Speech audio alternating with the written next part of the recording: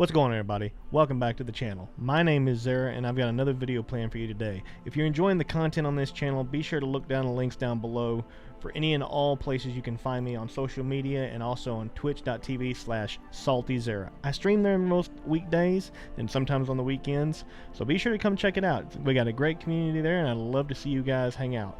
Now, with that, let's get into the video. Okay. Today's video is not going to be a surprise for any of you, as this is my most requested video, pet placement in raids.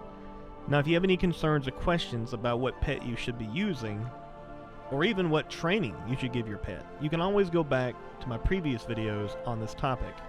But just for covering all of our bases, you are likely utilizing the wolf from LBRS, and its training will be as follows: max rank Furious Howl, max rank Stamina, max rank Bite, and then wrap it up with rank 3 Fire Resistance and rank 2 Dash.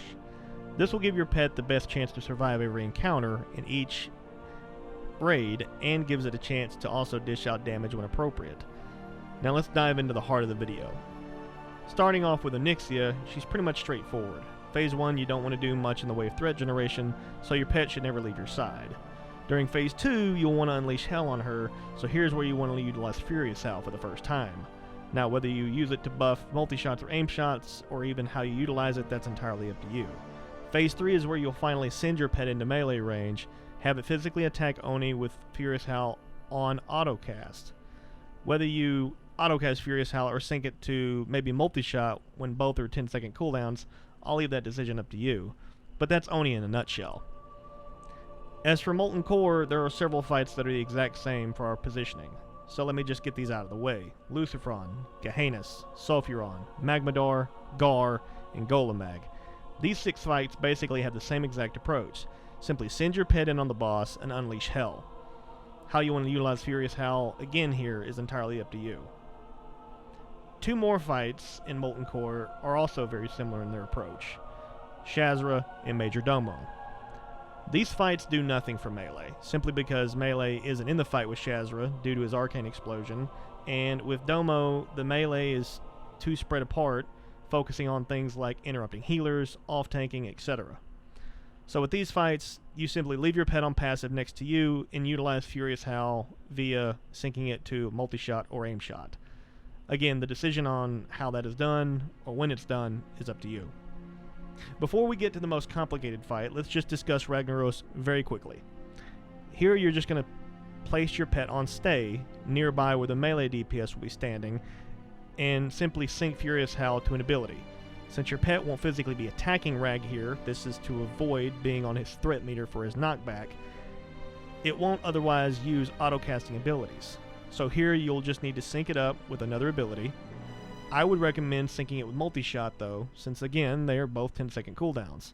But with Rag, this is the most direct approach and most effective as well. My pet has never died in this fight, and it maximizes melee DPS, no problem. Now for the creme de la creme, the one and only pain in my class's collective ass, Baron Geddon. Okay, so there's several opinions on this, so what I'm going to do here is just give you your best options, and you can make up your mind for yourself.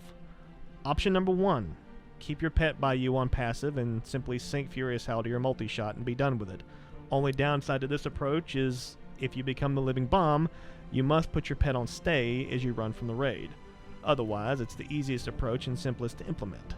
Option number 2 though, you can send your pet in just close enough for melee to be in range of your Furious Howl, place your pet on stay, and when Baron uses his AoE ability, simply recall your pet back.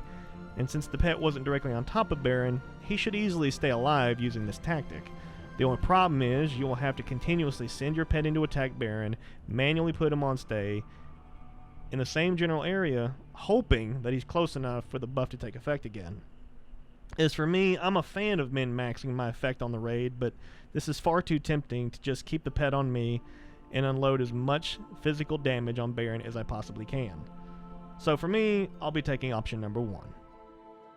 And with that, guys, I want to just remind you, please hit the thumbs up button if you enjoyed it. If not, please hit the thumbs down button and let me know in the comments what I could have done better. Also, be sure to multi-shot that sub button and the notification bell for updates on when new videos come out. Remember guys, I stream on Twitch at SaltyZera most weekdays. Be sure to come by and hang out with us. And with that guys, love you as always, stay kind to one another, and I'll see you in the next video.